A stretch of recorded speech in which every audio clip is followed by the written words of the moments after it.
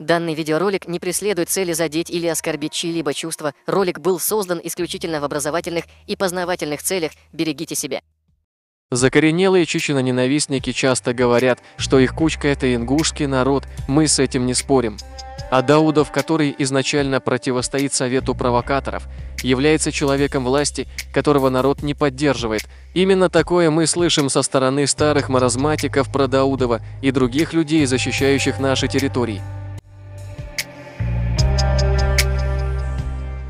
Так вот, отвечая на нападки в нашу сторону, я хочу напомнить провокаторам из Совет Кучки, что это не Даудов, это весь чеченский народ поддерживает власть в этом вопросе, все чеченцы от запада до востока, от ичкеринцев до прочих, и, несмотря на разные политические взгляды, все чеченцы едины во мнении.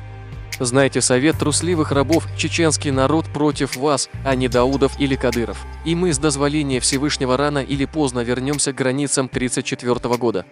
Мы рано или поздно вернем наши территории.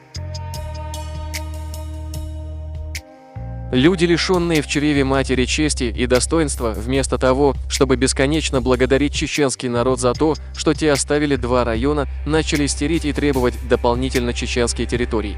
Вы не оценили нашу помощь, поэтому мы сделаем всевозможное, чтобы забрать у вас то, что нам принадлежит по закону. Мы призываем, чтобы разбирающиеся люди создали петицию, чтобы чеченский народ коллективно имел возможность голосовать за возврат наших территорий. Будьте уверены, что чрезмерное уважение кому-либо к хорошему не приводит, они восприняли нашу доброту за слабость.